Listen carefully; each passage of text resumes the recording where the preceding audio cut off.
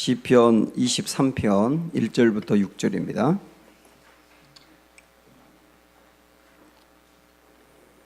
네, 우리 한 목소리로 같이 읽겠습니다.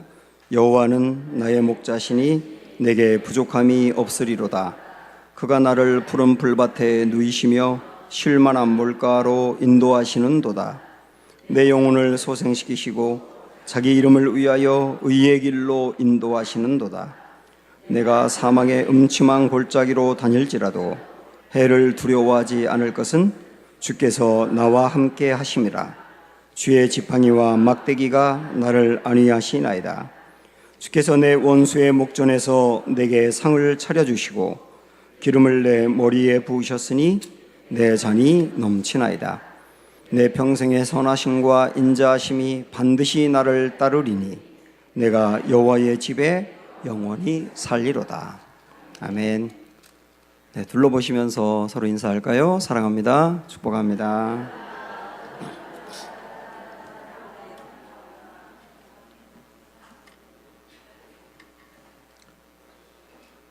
누가복음 8장에 보면 이런 이야기가 나옵니다. 제자들이 예수님과 함께 배를 타고 갈릴리 호숫가를 건너고 있었거든요. 그런데 갑자기 굉장한 태풍이 몰아쳐 와서 제자들의 힘으로는 그 태풍을 이길 수가 없는 겁니다. 그때 예수님은 배 밑에서 주무시고 계셨어요. 제자들은 애쓰고 힘쓰다가 도저히 안 될 것 같으니까 주무시는 예수님을 깨우면서 우리를 구원해 달라고 하거든요. 이때 우리 예수님이 일어나신 다음에 태풍을 잔잔케 하시고 그 다음에 제자들을 꾸짖으면서 이렇게 말씀하셨어요. 제자들에게 이르시되 너희 믿음이 어디 있느냐. 제자들은 예수님과 함께 살면서 수많은 말씀을 들었고 보았지만은 풍랑을 만나니 결정적인 순간에 그들에게 믿음이 없었다는 거예요. 저는 이 말씀을 묵상을 하면서 오늘 저나 여러분에게도 주님이 동일하게 질문한다고 생각을 합니다. 과연 큰 태풍을 만났을 때 너희에게 믿음이 어디 있느냐? 여러분 이렇게 물으신다면 뭐라고 대답하시겠어요? 나 자신이나 우리의 가족이 어떤 질병에 걸려서 힘들고 어려울 때 여러분이 가지고 있는 믿음이 정말 힘을 발휘합니까? 아이들이 방황하며 공부하지 않고 그들의 미래가 어떻게 될지 모르는 급박하고 어려운 걱정이 되는 상황에서 과연 내가 가지고 있는 믿음이 한 줄기 빛이 되나요? 직장을 다니는 게 너무너무 힘들고 어려워 아침에 출근하는 게 죽을 것 같이 싫을 때 그래도 내가 갖고 있는 믿음 때문에 다시 포기하지 않고 일어나서 그곳에 갈 수 있는 힘이 있느냐 이거예요. 내가 믿고 있는 주님이 내 안에 계시고 나를 돕는다고 생각하는 그 믿음이 실제 어려움을 만났을 때 나에게 역사하느냐 그 말입니다. 역경을 만났을 때 내가 갖고 있는 믿음이 여러분에게 도움이 되고 유익이 됩니까? 이런 질문이거든요. 두 사람의 탐험가가 정글을 탐험하게 됐는데요. 조심조심 앞으로 한 발짝 한 발짝 가다 보니 갑자기 사나운 사자 한 마리가 점프해서 그들 앞에 딱 나타났어요. 그리고 으르렁거리고 있습니다. 너무 당황스럽고 무서워요. 그런데 그때 한 사람이 그 옆에 있는 사람에게 쉬, 조용히 하세요. 그들이 막 그다음 뭐라고 말하냐면 우리 여기 오기 전에 책에서 배웠죠? 갑자기 사자 같은 맹수들을 만났을 때 어떻게 해야 되는지 배웠죠? 조용히 눈을 크게 뜨고 맹수들을 응시해 보면 그 맹수들이 결국은 도망간다는 거 배웠죠? 그렇게 얘기를 합니다. 그 말을 듣고 있는 또 다른 한 탐험가가 뭐라고 말하냐면 배웠죠. 당신도 책에서 읽었고 저도 책에서 읽었는데 문제는 뭐냐면 이 사자가 그걸 읽지 않았을 것 같은데요. 그러면서 두려워하고 있어요. 이 이야기는 책을 통하여 하나님 우리를 돕는다. 책을 통하여 주님이 나와 함께한다. 그리고 우리가 배웠는데 내가 배웠는데 그 배운 것이 결정적인 위험을 만났을 때 진짜 힘을 발휘하느냐 그 얘기예요. 많은 사람이 배운 것을 믿는다고 생각을 하는데 믿는 것 같지만 급박한 위험에서 그렇지 않은 사람이 너무나 많다는 얘기 아니겠습니까? 그러나 실제 믿음을 가질 수 있다면, 풍랑을 만났을 때 실제 믿음이 내 안에 있다고 한다면 그 실제 믿음이 얼마나 놀라운 힘이 되는지를 보여주는 게 시편 23편입니다. 목자들은 여름철이 되면 양들을 데리고 산골짜기를 통과해서 높은 언덕으로 올라 그리고 산 꼭대기에 있는 목초지로 이동하거든요. 그러면 헐몬산에 그 만년설이 눈이 녹으면서 많은 물들이 있고요. 그리고 그러다 보니까 목초지도 아주 풍성합니다. 그 배불리 양들을 먹일 수 있고 겨울철이 다가오면 집으로 돌아옵니다. 그런데 문제는 뭐냐면 그 목초지를 향해서 가는 과정에 반드시 골짜기를 통과해야 합니다. 근데 이 골짜기는 보통 위험한 게 아니에요. 갑자기 산사태가 날 수가 있고요. 그리고 바위가 지반이 약해져 있다 보니까 굴러 떨어질 수가 있고요. 그런데 깔려서 양들이 죽을 수 있지 않습니까? 그리고 그때는 풍성한 풀들이 있지만 독초도 여기저기 있기 때문에 양들이 그 독초를 분별하지 못하고 먹게 된다면 그냥 죽게 되는 거거든요. 그리고 그 골짜기에 그늘이 있는데, 그늘이 있다 보니까 바위 틈에 양들을 노리는 포식자들, 곰이라든지 승냥이라든지 표범들이 숨어 있어요. 양들이 지나가면 순식간에 덮쳐가지고 양들을 잡아갑니다. 그리고 갑자기 불어난 물살들이 양들을 위협할 수도 있고요. 진눈깨비가 찬바람에 섞여서 눈보라와 함께 내릴 때가 있는데, 그때 양들이 이것을 다 맞게 되면 한기를 느끼면서 감기도 걸리고 호흡곤란을 일으키며 폐렴에 걸려서 죽는 경우가 종종 생긴다고 합니다. 굉장히 위험하죠. 이것을 익히 알고 경험했던 다윗은 양들이 처한 이 골짜기의 위험을 4절에서 이렇게 말씀하거든요. 내가 사망의 음침한 골짜기로 다닐지라도. 사망의 음침한 골짜기, 이 세 단어가 다 암울합니다. 사망, 음침한 골짜기. 여기 특별히 사망의 음침한이라고 표현한 것은 정확히 번역하면 사망의 그림자거든요. 좀 아까 제가 말씀드린 골짜기에서 양들이 만날 수 있는 그 모든 상황 하나하나는 전부 다 양들의 목숨을 노리는 사망의 그림자들 아닙니까? 다윗은 자기도 사망의 그림자를 경험한 것을 이야기하고 있는 거예요. 실제 다윗은 10대 후반의 어린 나이에 골리앗 앞에 선 적이 있지 않습니까? 골리앗이 사망의 그림자지요. 사울이 그리고 그와 함께 많은 무리들이 자기를 죽이기 위해서 쫓고 그 가운데 쫓겨다니며 10수년을 보냈는데 그때가 사망의 그림자였어요. 오랜 기간 동안 동굴에 숨어 있으면서 사방을 둘러봐도 사람이라고는 하나도 없는 겁니다. 오히려 사람이 보이면 위험할 수도 있어요. 그게 사망의 그림자죠. 밤이 되면 찬바람이 몰려와서 살을 애는 듯한 추위가 있고요. 간신히 잠에 들려고 누워 있으면 어딘가에서 마구마구 들려오는 짐승들의 울음소리 때문에 등골이 오싹해지는 거예요. 이게 사망의 그림자예요. 이런 일들을 지속적으로 오랜 기간 동안 경험한 다윗이거든요. 혹시나 지금 이 말씀을 듣고 있는 여러분들 중에도 사망의 그림자 속에 있는 분들이 있나요? 어쩌면 우리의 인생에 그런 것을 만날 수도 있거든요. 참 놀라운 것은 이 사망의 그림자 속에 있는 다윗이, 사망의 음침한 골짜기가 다윗을 잡아먹을 것처럼 드리워져 있는 이 상황에서 다윗이 그 다음에 하는 고백이 우리를 깜짝 놀라게 하는 거예요. 그래서 이 고백을 보시면 내가 사망의 음침한 골짜기로 다닐지라도, 그 다음 뭐라 그랬어요? 해를 두려워하지 않을 것은 그랬어요. 이 사망의 그림자가 나를 덮칠 수도 있다는 것 때문에 내가 두려워하지 않는다는 거예요. 좀 대단하지 않습니까?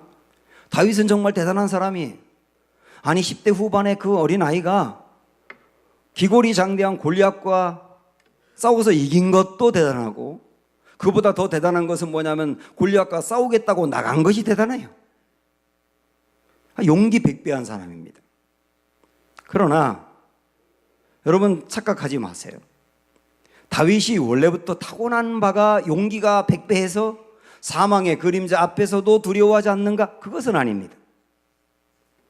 시편 말씀을 읽어보면 여기저기에 다윗도 사망의 그림자 앞에서 허둥대고 두려워하고 걱정하고 염려하고 불안해하며 분노하고 하나님께 따지기도 하고 저 적들을 좀 멸해달라고 이야기하기도 하고, 그런 이야기 얼마나 많이 나옵니까?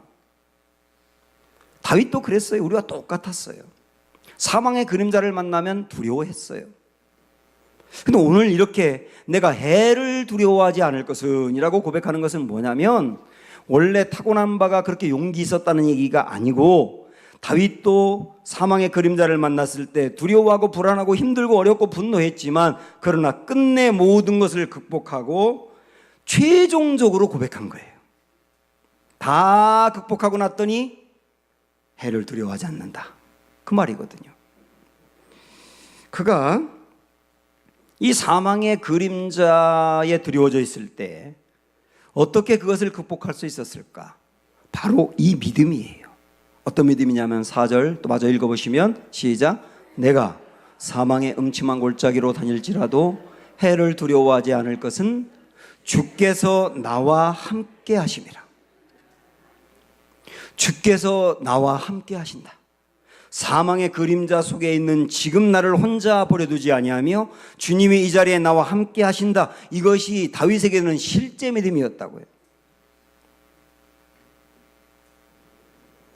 그 실제 믿음이 다윗에게 엄청난 평안과 담대함을 주었던 겁니다. 여러분에게도 하나님이 사망의 그림자 속에 지금 나와 함께 한다는 게 피상적인 믿음이 아니라 진짜 믿음이 된다면 이렇게 담대해진다는 뜻이에요. 목자는 양들을 그 사망의 음침한 골짜기로 인도한다고 말씀드렸죠. 그러나 그곳으로 인도만 하는 것이 아니고 목자들은 다 정보와 경험을 통해서 알고 있어요. 진눈깨비가 내리면 양들을 어디로 피신시켜야 하는지 알고 있어요. 갑자기 물살이 몰아쳐 내오고 산사태가 일어나면 어떻게 양들을 보호해야 될지 알고 있어요. 독초가 무엇인지, 무엇을 먹이면 안 되는지도 알고 있고요. 그리고 양들을 노리는 포식자들로부터 양들을 어떻게 보호해야 될지도 알고 있어요. 이런 것을 계속 경험한 양들은 목자와 함께 할 때 두려워하지 않겠죠. 다윗에게도 많은 그 위험과 사망의 그림자가 있었지만 하나님이 이 상황에서 나와 함께 한다는 것을 알고, 하나님이 나를 어떻게 보호하시는지도 알고, 하나님에게 반드시 피할 길이 있다는 것도 알다 보니 그는 해를 두려워하지 않는다고 고백하는 거거든요. 이렇게 알게 된 것은 다윗이 말씀을 배워서 안 것도 있지만 경험을 통해서 안 것도 있어요. 그래서 배워서 아는 지식과 배운 것을 경험한 이 경험이 두 가지 모아지면 강력한 믿음이 되거든요. 그래서 오늘 우리도 사망의 그림자 속에서 주님이 나와 함께 한다는 것을 우리가 알고 경험하기 위해서 여러분에게 가르쳐 드리고 싶어요. 한 대학교의 심리학 교수가 사람이 고통을 당할 때 얼마나 잘 견딜 수 있는 것을 실험해 보았습니다. 양동이에다가 얼음을 집어넣고 아주 차가운 얼음물 속에서 한 학생을 불러가지고 발을 집어넣어 보라고 합니다. 그리고 얼마나 견딜 수 있는지를 시간을 쟀어요. 그 다음에는 그 학생에게 너 친한 친구를 데려와봐. 친한 친구들이 왔습니다. 두 사람씩 짝을 하고 그 양동이에 발을 집어넣게 하는 겁니다. 그리고 얼마 정도 견디는지를 시간을 체크했어요. 그리고 참 놀라운 결론이 나온 게 뭐냐면 그 차가운 물 속에 혼자 들어갈 때보다 두 사람이 함께 들어갔을 때 배 이상 견디는 힘이 있더라는 거예요. 여러 사람을 실험했는데 거의 동일한 결과가 나왔다는 겁니다. 그래서 이 교수는 어떤 결론을 내렸느냐면, 고난을 당할 때 나 혼자 이 고난을 당한다고 생각하는 사람은 의지력이 굉장히 약해진다는 거예요. 그러나 지금 나 혼자 고난을 당하는 게 아니라 사랑하는 사람이 나와 함께한다, 그렇게 누군가가 함께한다는 것을 진짜 믿는 사람은 이길 수 있는 힘이 현저히 좋아진다는 거죠. 그래서 우리는 이 실험을 생각을 하면서 진짜 고난을 당할 때 나와 함께하는 사람이 있느냐, 그게 정말 중요하다는 것을 알 수가 있어요. 고난을 당할 때 나 혼자이고 나와 함께하는 사람이 없다고 할 때는 이길 수 있는 힘이 뚝 떨어지거든요. 그래서 여러분도 고난을 당한 사람을 만나면 그를 찾아가서 설교하지 마세요. 욥의 친구들처럼 설교하려고 하지 마세요. 그냥 함께 하세요. 고난을 당한 사람에게 최고의 도움은 함께 하는 거예요. 사망의 음침한 골짜기를 가더라도 친한 친구와 사랑하는 사람이 함께 있다는 것만으로도 이길 수 있는 힘이 이렇게 높여진다고 한다면, 고난의 현장에 함께 하시고 나를 도우시고 끝내 사망의 골짜기를 통과하게 하시는 하나님이 함께 한다는 것을 진짜 믿는다면 얼마나 힘이 나겠습니까? 마태복음 1장에 보면 천사가 앞으로 태어날 메시아에 대해서 예고하는 내용이 나옵니다. 앞으로 태어날 메시아의 이름을 두 가지로 부르라고 합니다. 하나는 예수, 또 하나는 뭐예요? 임마누엘이었어요. 예수라는 이름의 뜻은 우리를 모든 죄에서 구원하신다라는 뜻이잖아요. 오실 메시아는 예수가 되어서 모든 사람들의 죄를 사하고 구원받게 하기 위해서 오신다는 것을 보여주는 거예요. 성도들에게 그래서 가장 중요한 확신은 뭐냐면 죄로부터 구원받는 구원의 확신이거든요. 그런데 이 구원의 확신을 이야기한 다음에 또 하나의 이름을 주셨는데 그게 뭐예요? 임마누엘이에요. 임마누엘이라는 말은 이게 히브리어로 이렇게 쓰는데요. 여기 임마누엘은 임이 뭐냐면 함께입니다. 임이 함께. 그래서 왜 임과 함께라는 말도 있지 않습니까? 임은 함께고 마누는 우리예요. 엘은 하나님입니다. 그래서 하나님이 우리와 함께 계시다가 임마누엘의 뜻이에요. 우리 주님은 이 땅에 우리의 죄를 구원하기 위해서 오시는 구원자이면서 또한 동시에 우리와 영원히 어떤 상황에서든지 떠나지 아니하며 함께하는 임마누엘이 되신다는 것을 보여주는 거예요. 그 성도들에게 신앙생활하면서 가장 중요한 확신이 뭐냐면 구원의 확신이고, 그만큼 또 하나 간직해야 될 확신이 뭐냐면 동행의 확신이에요.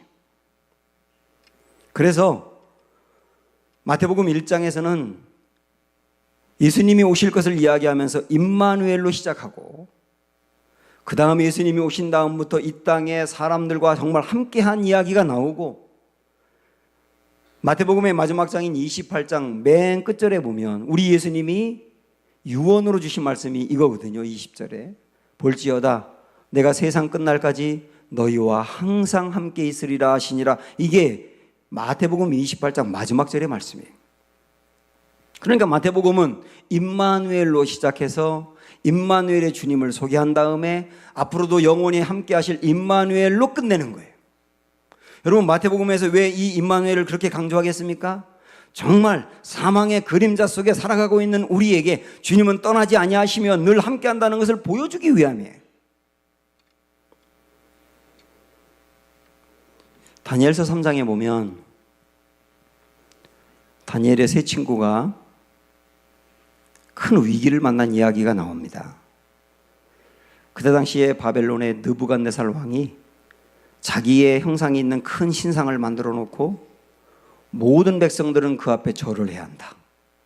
관리들도 절하고 다 절하라. 이렇게 명령을 내립니다. 그런데 다니엘의 세 친구는 다른 신상에 절을 하는 것은 우상숭배이기 때문에 못하겠다고 거부하거든요. 그래서 극렬히 타는 풀무불 속으로 던져져요. 그 불이 얼마나 뜨거웠는지 다니엘의 세 친구를 던지는 사람들이 불에 타 죽었다고 할 정도로 굉장히 뜨거운 곳이었어요. 분명히 거기에 세 사람이 결박을 당한 채 던져졌는데 조금 있다 보니까 세 사람이 던져졌는데 또 한 사람이 있는 거예요. 우리 그 말씀을 한번 볼까요? 시작. 그때에 느부갓네살 왕이 놀라 급히 일어나서 모사들에게 물어 이르되 우리가 결박하여 불 가운데에 던진 자는 세 사람이 아니었느냐 하니 그들이 왕에게 대답하여 이르되 왕이여 올소이다 하더라. 왕이 또 말하여 이르되 내가 보니 결박되지 아니한 네 사람이 불 가운데로 다니는데 상하지도 아니하였고 그 넷째의 모양은 어떻다고요? 신들의 아들과 같도다 그랬어요. 분명히 세 사람이 던져졌는데 나중에 보니까 넷이에요. 세 사람이 불 속에 들어갔는데 또 한 분이 거기 있었다는 거예요. 근데 그분의 모양이 어떻다고요? 신들의 아들과 같다. 이 신들의 아들을 인자라고 말합니다. 인자란 하나님의 사람의 아들이라는 뜻이 아니고 우리 예수님도 당신을 인자라고 말했지 않습니까? 인자란 사람의 형상을 입은 하나님이라는 뜻이에요. 그래서 여기서 말하는 신들의 아들은 하나님 예수님을 말하는 겁니다. 참 놀라운 말씀인데 분명히 하나님의 믿음을 붙들고 순결하게 살다가 풀무불 속에 들어가서 속절없이 죽을 수밖에 없는 이 세 사람의 청년들의 그 풀무불 속에 주님이 함께 하셨다는 거예요. 하나님은 이 세 사람이 풀무불 속에 들어가는 것을 막진 않으셨어요. 그걸 막으시면 좋겠는데 그걸 막진 않으셨어요.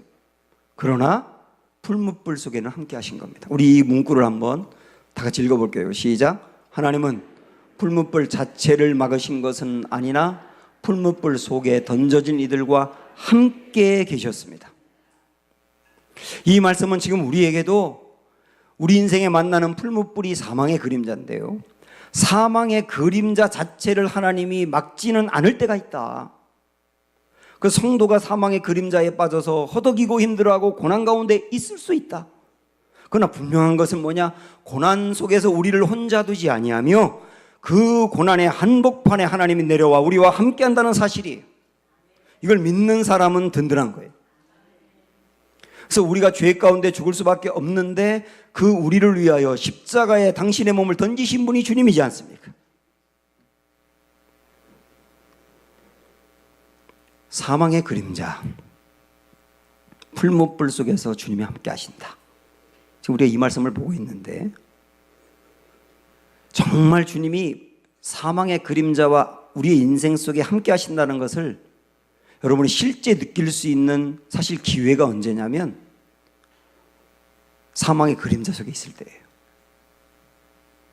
제가 이 시편 23편을 그 NIV 영어 성경으로 읽다가 눈이 번쩍 뜨인 부분이 있습니다. 저는 이 부분을 우리 교우들에게 빨리 이야기해 주고 싶어서 설교를 기다렸어요.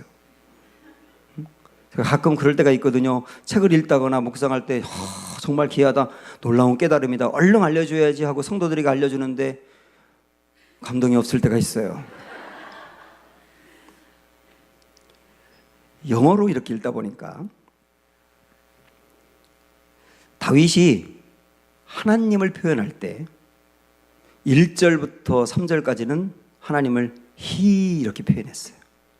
그분, 그라고 3인칭으로 표현했어요. 2절의 말씀에서도 그가 나를 푸른 풀밭에 누이시고, 영어로 보면 He로 시작하거든요. 3절에서는 내 영혼을 소생시키시고 라고 우리가 가지고 있는 성경에는 그렇게 번역이 되어 있지만은 영어 성경으로 보면 He restores my soul, 그가 나의 영혼을 회복시키시고, 그라고 분명히 He라고 나와 있어요. 그런데 4절로 딱 넘어오면서부터는 그라는 표현이 사라지고 you가 나옵니다. 2인칭인 you가 나와요. 당신이라고 표현하고 있어요. 그래서 오늘 우리가 읽은 말씀 이 4절에 주께서 나와 함께 하심이라 하는 이 말씀은 우리 번역으로는 주라고 표현하고 있지만 영어 성경으로 보면 You are with me라고 표현하고 있거든요. 당신이 나와 함께 하기 때문입니다.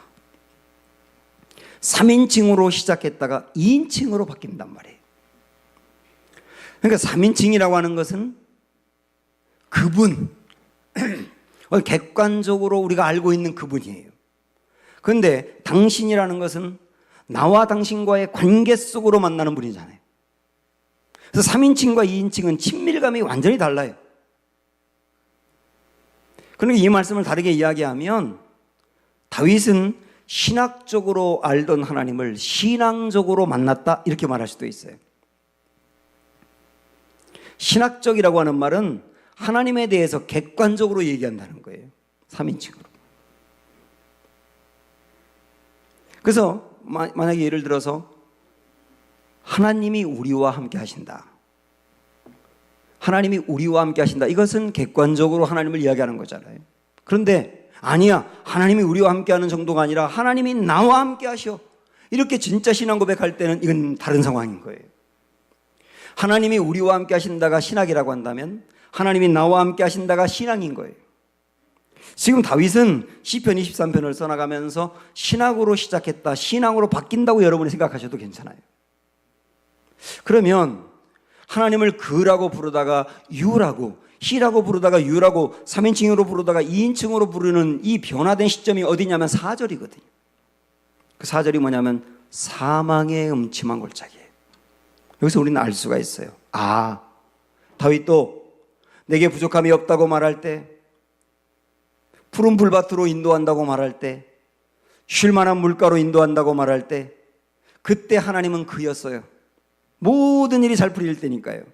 그런데 사망의 음침한 골짜기를 만났을 때 그였던 하나님이 당신이 드디어 유로 바뀌었단 말이에요. 아, 나의 하나님이에요. 그 하나님이 아니고 나의 하나님이에요. 내가 그 하나님을 지금 만났어요. 사망의 음침한 골짜기, 사망의 그림자의 한복판에 나와 함께하는 주님을 만났어요. 이 변화된 시점이 4절이란 말이에요. 역시 생각했던 것처럼 제가 받은 은혜가 잘 전달이 안 됐나 봐요. 이 말씀은 정말 고난 가운데 사망의 그림자 속에서 하나님이 나와 함께 한다는 이 사실이 실제 경험되고 믿어지는 순간이 될 수 있다 그 말이에요. 그게 은혜인 거예요. 이렇게 사망의 그림자, 풀무불 속에서도 주님이 나와 함께 한다는 것을 실제 믿는다고 한다면 이제 우리는 사망의 그림자에서도 묵묵히 고난 위를 걸어갈 수 있어야 합니다. 전 이것을 제가 읽었던 책에서 이런 문구를 좀 따와서 여러분에게 이렇게 좀 말씀드리고 싶어요. 고난 중에 묵묵히 걷는 좋은 자세는 뭐냐면 드라마틱보다 리드미컬이다. 드라마틱. 여러분도 드라마틱 좋아하시죠? 드라마틱은 극적인 걸 좋아한다는 뜻이에요. 우리나라 사람들은 드라마틱한 걸 좋아해가지고 얼핏하면 대박이란 말이 아주 일상 용어가 됐어요. 대박이라는 게 뭐예요? 드라마틱이잖아요. 헌신도 드라마틱하게 하는 걸 좋아해요. 제가 오래전에 어떤 찬양 집회에 참여한 적이 있는데 찬양 인도자가 뜨겁게 찬양을 인도하더니 다 모든 청중에게 눈을 감으라고 하더라고요. 그러더니 갑자기 여러분 굉장히 중요한 순간입니다. 앞으로 10년 안에 북한에 들어가 선교할 분 다 자리에서 일어나세요. 깜짝 놀랐어요. 눈을 감고 있는데 여기저기서 주섬주섬 일어나는 소리가 들리더라고요. 그래서 저도 눈을 뜨고 봤더니 아, 세상에 저하고 어떤 사람 둘 빼놓고 다 일어난 거예요. 1000명도 넘는 사람이 다 일어난 거예요. 10년 안에 북한 가서 선교한대요. 그 사람들은 막 눈물 흘리며 감동받고 저와 그 사람만 쪼다가 된 거예요. 그렇게 뭔가 드라마틱한 헌신을 좋아한다니까요. 고난을 이겨내는 것도 마찬가지예요. 고난을 이기는 것도 하나님이 드라마틱하게 해주기를 원합니다. 극적으로 깜짝 놀랄 방법으로, 획기적인 방법으로 뭔가 고난이 한순간에 사라지고 내 앞에 영광이 나타나는 그런 걸 우리가 원한단 말이에요. 이게 드라마틱이에요. 물론 하나님은 때로 우리에게 드라마틱한 헌신을 요구할 때도 있고 드라마틱하게 고난을 이기게 할 때도 있지만 보통 우리를 인도하는 것은 드라마틱이 아니고 리드미컬이거든요. 리드미컬이 뭐냐면 사뿐 한 걸음씩 앞으로 간다는 거예요. 매일매일 똑같이 그렇게 한 걸음씩 묵묵히 이렇게 걷는 것을 리드미컬이라 그래요. 그래서 표현 중에 떨어지는 빗방울이 참으로 리드미컬하다. 이 말은 뭐냐면 뚝뚝 일정하게 떨어지는 것을 표현할 때 그렇게 말하는 거예요. 어느 집에서 들리는 다듬이질 소리가 리드미컬하다.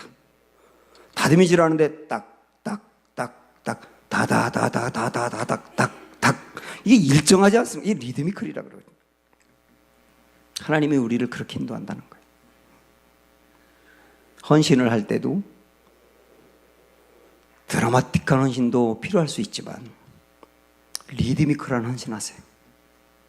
매일매일 힘들고 어려워도 주님이 내게 맡겨진 일을 오늘 또 감당하고 또 내일 또 감당하고 시련이 있고 유혹이 있고 속상한 일이 있고 상처받을 일이 있지만 그래도 주님이 맡겨주었으니 또 하루를 감당하고 그렇게 묵묵히 내게 맡겨진 일을 한 발짝 감당해가는 게 리드미컬 헌신이거든요.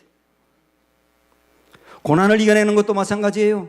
한순간에 뭔가 획기적인 일들이 일어나서 놀라운 일들이 일어나서 다 해결되고 반전에 반전 대박이 터지는 것보다 오늘도 내게 힘든 일이 있지만 그래도 주님을 바라보는 거예요. 믿음이 좋은 사람과 오늘도 대화를 나누는 겁니다. 그러면서 힘을 얻어요. 또 오늘 또 여전히 일어나서 가방을 들고 교회에 와서 예배를 드리는 거예요. 고난의 짐이 무거워 넘어질 것 같을 때에도 하나님을 의지하며 또다시 힘있게 일어나는 거예요. 내게 하라고 주님이 맡겨준 나의 달려야 될 구간이 있다고 말씀드리지 않았습니까? 그것을 힘들어도 감당하는 거예요. 그렇게 하다 보면 사망의 그림자를 통과해가는 날이 오는 거예요. 그게 리드미컬 하는 방법으로 고난을 이겨내는 거 아니겠습니까? 저는 지난주에 정말 사는 게 힘들고 어려워서 생을 끊기 위해서 약을 입에 틀어넣었던 한 자매 이야기를 드린 적이 있습니다. 그러나 참 감사하게도 그 속에서 약을 받지 않고 토해버려서 살게 되었다 그랬죠.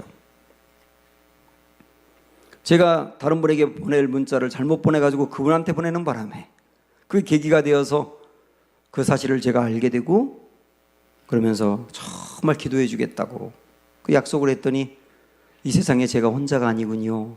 저를 위해 기도해 주는 목사님이 계시다고 생각하니 용기 내볼게요. 그렇게 저에게 약속을 했거든요. 하나님께서 저의 실수를 사용하셔서 그 자매를 살리신 거예요. 제가 한 주일 동안 정말 그분을 위해서 열심히 기도했습니다.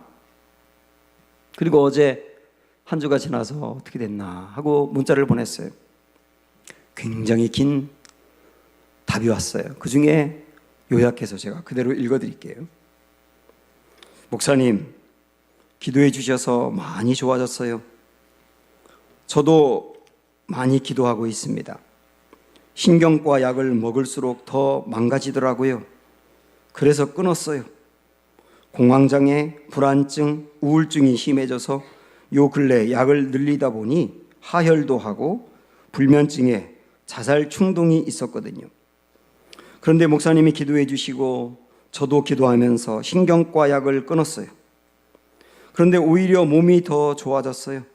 정신도 맑아졌어요. 오랜만에 맨정신으로 살아가고 있어요. 저를 포기하지 않으시고 살려주신 하나님께 감사하고 있습니다. 저도 매일매일 기도하고 믿음으로 살려고 노력하고 있어요.